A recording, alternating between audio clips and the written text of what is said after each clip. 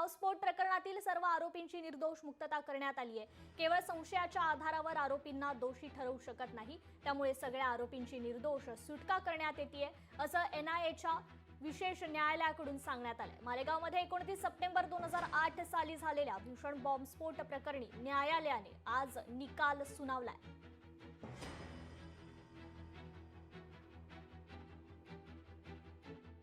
काँग्रेस प्रणित UPA सरकारने हिंदू दहशतवादाचा, भगव्या दहशतवादाचा जो खोटा नरेटिव्ह सेट करण्याचा प्रयत्न केला होता आणि निवडणुकीमध्ये अल्पसंख्याकांचं लांगुल चालन करण्याकरता हिंदू आतंकवाद आहे, भगवा आतंकवाद आहे, अशा प्रकारचा जो प्रचार आणि प्रसार केला होता तो आज किती खोटा होता हे उघड झालेलं आहे।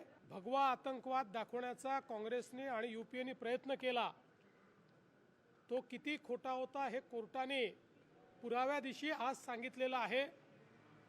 खरं म्हणजे ज्यांच्यावर त्यांनी कारवाई केली त्यांची तर त्यांनी माफी मागितलीच पाहिजे, पण सगळ्यात महत्त्वाचं संपूर्ण हिंदू समाजाची काँग्रेसने माफी मागितली पाहिजे।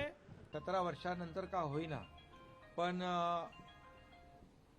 सच्चाईचा विजय झालेला आहे आणि या लोकांना कोर्टाने निर्दोष ठरवलंय। संशयावर केवळ आरोपी बनवता येणार नाही आणि सजाही देता येणार नाही असा कोर्टाने निकाल दिलाय। कोर्टाचं मी पुन्हा एकदा मनापासून स्वागत करतो। खऱ्या अर्थाने हे एक षडयंत्र होतं, एक कारस्थान होतं आणि एक साजिश होती आणि त्यामध्ये या लोकांना गोवलं गेलं।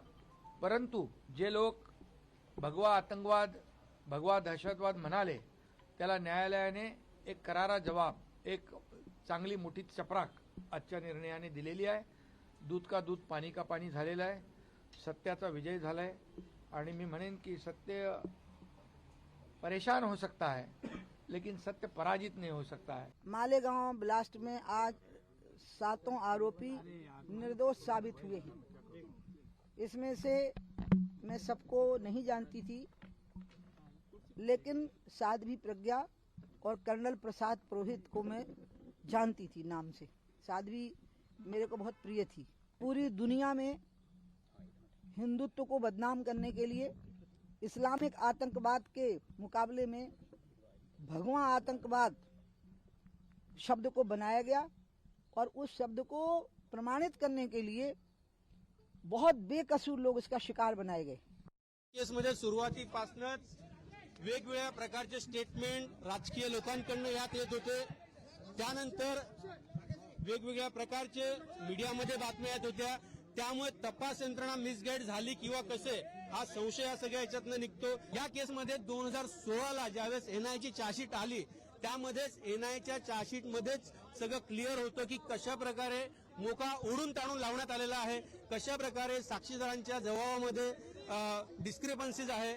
एनआयने घेतलेले जबाब वेगळे, एटीएसने घेतलेले जबाब वेगळे आणि हा सगळा हे बघताना नक्कीच व्हिक्टिमच्या फॅमिलीवर अन्याय झालेला आहे। जरी अभिनव भारत नावाची संस्था ही अस्तित्वात असली, त्यात जरी काही रकमा आल्या असल्या आणि त्या रकमा जरी आरोपीने पर्सनल यूजसाठी वापरल्या असल्या तरी त्यातली कुठलीही रक्कम टेररिस्ट ऍक्टिव्हिटीसाठी वापरलेली आहे असं प्रॉसिक्युशन प्रूव्ह करू शकली नाही। आज एटीएसनी दाखल केलेल्या या खटल्यावर प्रचंड रोष माननीय न्यायालयाने दाखवलेला आहे। आजचं जे जजमेंट आहे, जो निकाल आहे तो 1000 पानांहून जास्त गेलेला आहे। त्याच्यामध्ये बऱ्याच साक्षीदारांना प्रताडना केली गेली, त्याच्यावर न्यायालयाने रोष व्यक्त केला। 5 ऑगस्ट पर्यंत त्यांना श्युरिटी बॉन्ड देण्यासाठी वेळ दिलेला आहे आणि त्यामुळे आज सर्व आरोपी मालेगाव 2008च्या खोट्या खटल्यामधनं निर्दोष मुक्त झालेले आहेत आणि तत्कालीन काँग्रेस सरकारने भ्याडपणे हिंदूंवर, हिंदुस्थानावर, जी सनातनावर डाग लावण्याचा जो प्रयास केलेला होता तो आज कुठेतरी संपुष्टात आलेला आहे। मालेगाव बॉम्बस्फोटाच्या प्रकरणात सर्व हिंदू आरोपींना निर्दोष मुक्त करून एक प्रकारचं षडयंत्र जे या देशामध्ये भगवा आतंकवाद, सॅफ्रन टेररिझमचं जे रचलं गेलं होतं ते उघडं केलं आहे आणि या षडयंत्राच्या द्वारे हिंदूंना दोषी ठरवण्याचा, हिंदूंना आतंकवादी ठरवण्याचा कसा प्रयत्न केला जात होता हे आज उघड झालं आहे. मात्र आज हिंदूंना न्याय मिळालेला आहे आणि या दृष्टीने जे जबाबदार आहेत त्यांच्यावरती कारवाई व्हायला पाहिजे अशी आमची मागणी आहे. 17 साल के बाद जो फैसला आया है, हम तो इसको फैसला बोलते हैं, न्याय नहीं है, ये फैसला है. न्याय नहीं है, फैसला है. 17 साल का जो हमारा समय गया वो वापस कौन करेगा, इसकी भरपाई कौन करेगी. आज कोर्ट के फैसले से तय हो गया कि हिंदूवाद में कोई थ्योरी नहीं है. ये भगवा को आतंकवाद करने की साजिश थी.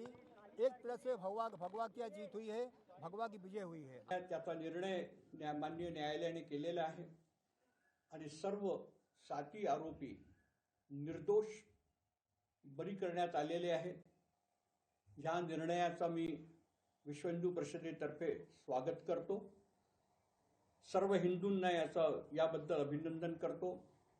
सत्य हे कधी दबल्या जात नसते, हे उफाळून बाहेर येतं. एक षडयंत्र रचला गेला होता. तत्कालीन गृहमंत्री आदरणीय सुशील कुमारजी शिंदे यांनी लोकसभेमध्ये भगवा आतंकवाद असा एक शब्द प्रयोग केला होता. तो पण माननीय न्यायालयाने निरस्त केला आहे. लोकशाही मराठी ऐका, पहा, जागरूक रहा.